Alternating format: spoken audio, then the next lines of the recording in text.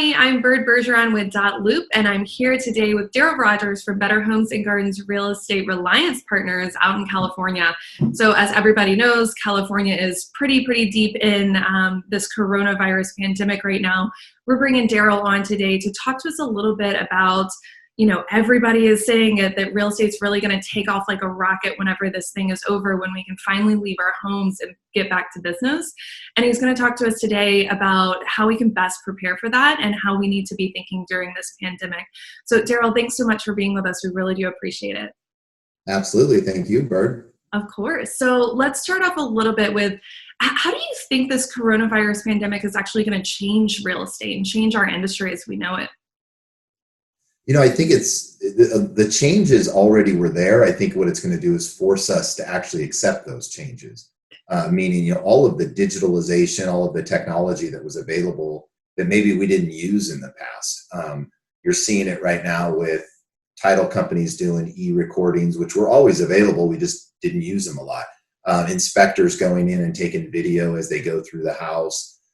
Even I saw yesterday, I was on a call with Clear Capital, which is like a appraisal management company, and I saw what they were doing. They actually have already created a system or an app, I guess, for their owners. So an owner can walk through the house for the appraiser while taking video and pictures, so the appraiser doesn't have to actually go inside the house now.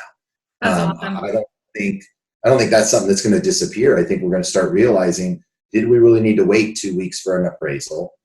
Do we really need to wait for a notary to be right there? And do we have to go into a title company? I think those are the major things that are going to change. But I also don't think we should be scared from the real estate side. And I'm sure people say I'm biased because I'm on the agent side of it. But I think the other thing that's changed is they've realized that of all the technology that's coming in, people still want to see a home.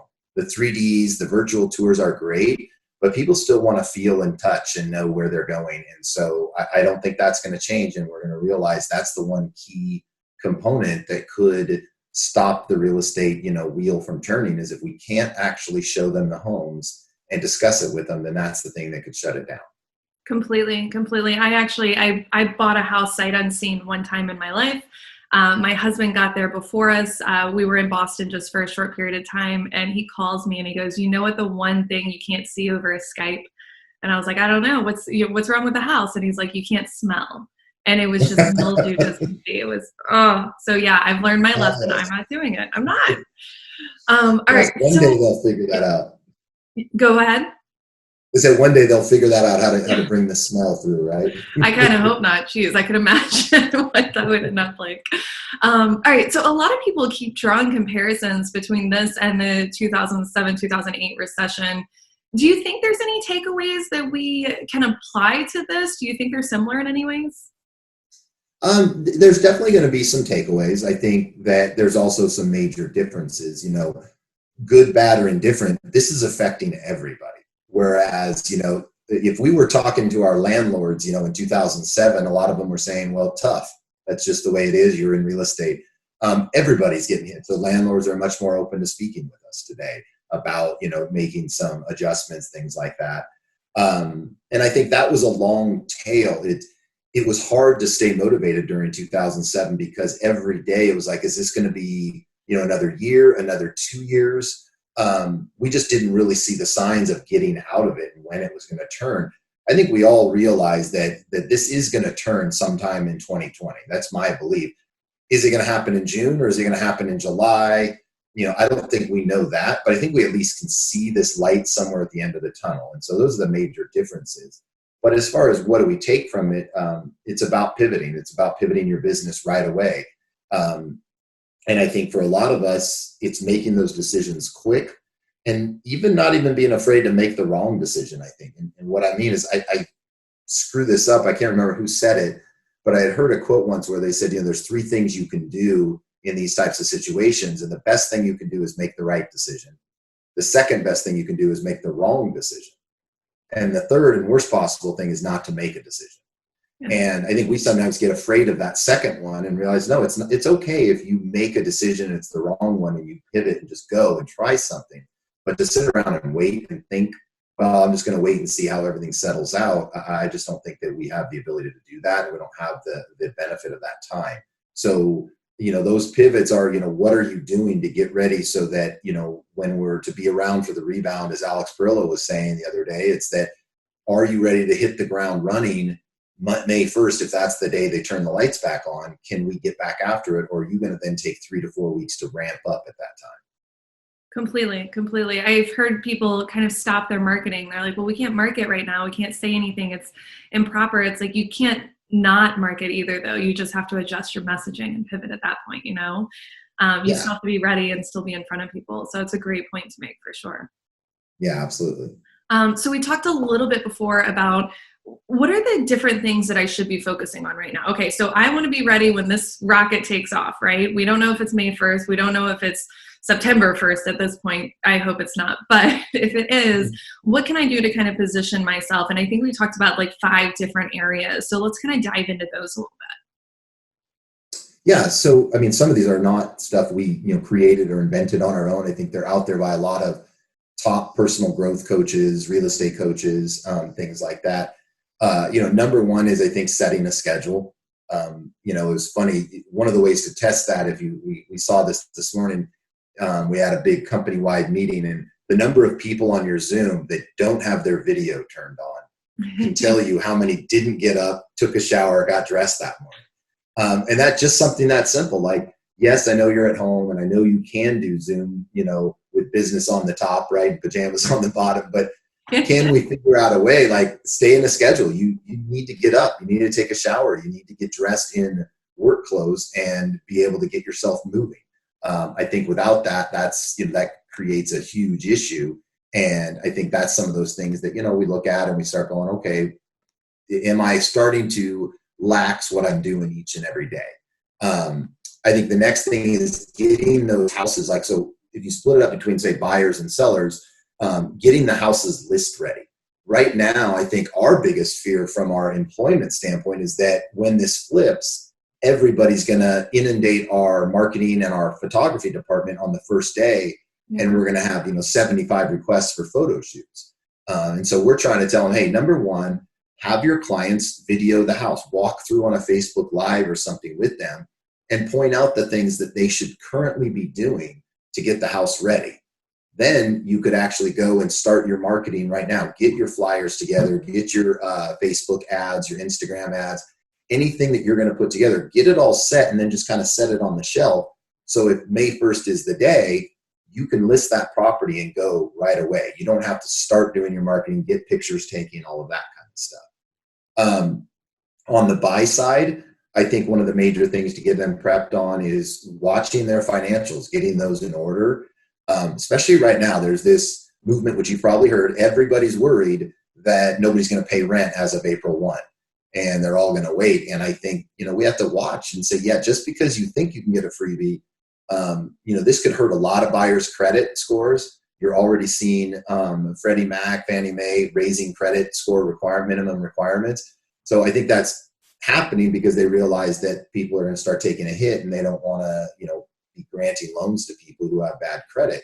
So I think getting out in front of that with your buyers right away, everybody should be calling them right now and saying, do not let your April rent or your April mortgage, skip if you can at all, do that, because you got to keep yourself solid moving forward for when this thing does turn. And then I think the other thing with buyers is you can do virtual tours online, get on there, do a Zoom meeting like this, share your screen, walk through a house with somebody and have them make comments right there. Now you're making notes so that you've actually now ruled out certain types of homes, so that when the time comes that you can get out there again, you can say, okay, there's only 3 homes that are really going to fit, and let's go look at those. It's like you've already taken those 2 weeks, and you're going to save a lot of gas money doing that. I think, thinking about hiring right now too is, and for agents, maybe not as much, but so more for a broker or owner, like even though we don't want to make hires right now, it's getting prepared, taking interviews, because if this thing turns the way that I believe it will, is that we're going to do 12 months of work in 6 months. It's all going to come in, especially in California. We had such a pent-up buyer demand and low inventory. That's not going away. And when this flips, I think that we're going to have everything trying to happen at once. And so everything from hiring more photographers, another person who can be trained on our 3D shoots, people in our marketing department, anything that's more transactional based that could overwhelm our systems in that first 90 days of coming out of this, because we do believe that those first 90 days could be crazy. Yeah. Yeah. I think everybody's kind of in that same boat. Can I dive a little bit deeper into, is your brokerage recruiting right now, and kind of what is that message like? So yes, but it's been a tough one. We've had to show our managers, we have 10 offices and each of our managers is responsible for recruiting. And the first week it was, as you mentioned before, of are they getting up and are they getting out there and doing business as usual, or have they kind of just said, oh, well, nobody's recruiting right now. And definitely the first week, all appointments went down. And then we had to refocus and say, okay, you have to have good taste. You can't be trying to be a vulture out there going after people. But why can't you try to recruit somebody for the same reasons you would have recruited them before the virus? And so getting them refocused on that, and there's some actual added benefits. One is agents, are not that busy. They do have more time, so they can do a Zoom meeting. I think from a technology standpoint, it's forced us to take all of our value proposition and put it into a quick, 5 bullet points, and be able to share a screen with somebody and say, hey, we have a base camp right now that for all agents to get them inspired, motivated, and working on 5 main things a day. Is that of value to you?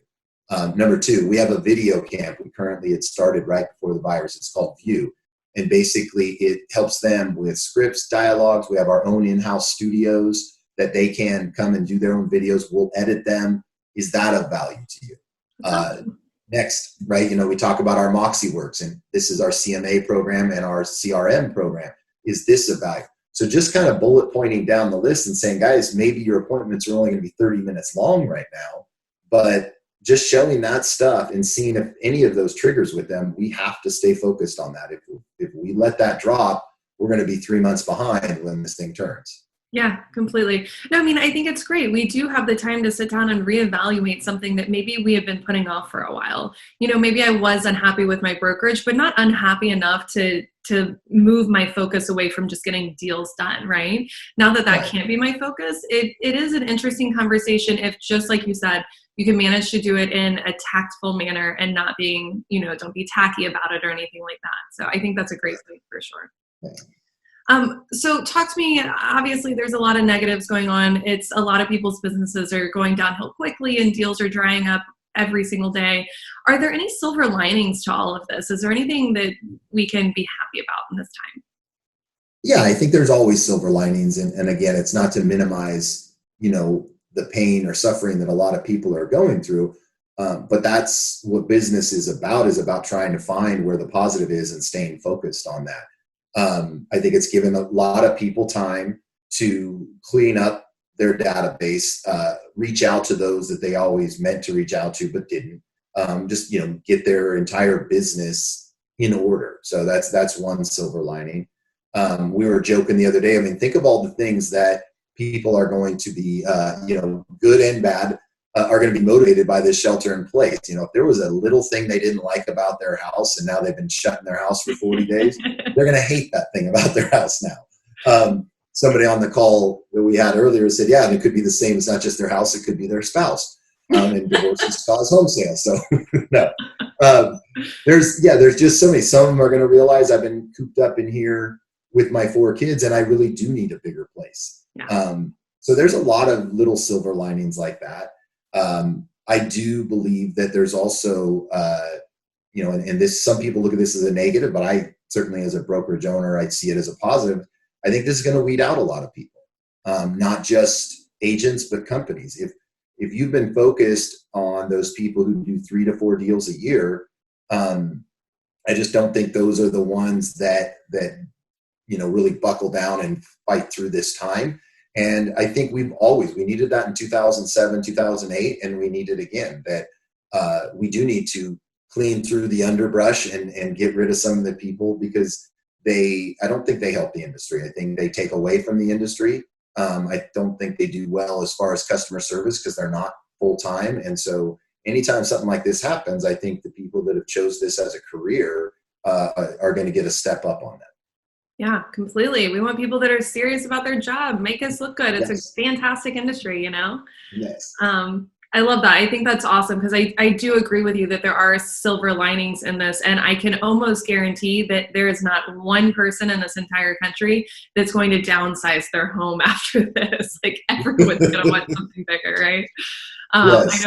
I know I'm already itching for it. So yeah, it's great to kind of just remind ourselves that there are positives out there. And again, just being ready for this avalanche that we know is pent up and we know is coming. So kind of on that note, obviously a lot of agents can't show. We have some states that are, I think we're on 16 or 17 states right now that are in full lockdown, can't do anything but go to the grocery store. And then we have some that are still able to do some, open houses, maybe kind of situation, but it's frowned upon. If I'm really not able to do anything, what is it you're kind of telling your agents to do with their time? The first is we are telling them if they have a buyer or seller that absolutely has to go now, that we want them to help them out, use safety, use all the guidelines that are out there, but we do want them to go ahead and help them out. But we also are telling them, unlike some companies in our area, we are also telling them if you can push them off, push them off. Don't do it right now. And then I think it's sad because there's a lot of companies right now are just saying go, go, go. And we're calling it the toilet paper effect. I know I don't need toilet paper, but if I see everybody running to get it, then I'm going to run and get it myself. And that's happening, and it's creating some issues in our communities. That being said, I think, it goes back to the beginning as far as downtime, is making sure they realize that you don't really have that much downtime if you really think about it. If you set a schedule, and if it's, I'm working on my database from 9 to 10, and I'm working on my current group. I'm making 5 calls, 5 thank you cards, 5 referrals. If they're setting their schedule up, there really shouldn't be a lot of downtime. I think that adding in other things, I know a lot of companies are doing this, but our HR department is putting together like health and wellness programs so that every day there's something they do for 30 minutes. Get outside, walk. It's been funny. We've been seeing videos of people doing yoga and things like that. So, it's just making sure they understand, there really isn't a whole lot of downtime because there's so many things you could be doing right now. And so for us, it's just get them out, get active, get moving. If it's a virtual tour, go do it. If it's your CRM, if it's working on your marketing, your logo, whatever it is, find something every day and check those boxes. I love it. That's awesome. All right. So the agents are keeping busy. Are we keeping our clients busy? I know you mentioned earlier a little bit about, sellers can be fixing up their homes right now. Buyers can be narrowing down their options online, these sort of options. Are you guys sending out any formal education type stuff to your clients, or what kind of topics are you guys covering if you are? Yeah. So we're doing normal stuff as far as, items of value. But then the items of value have changed.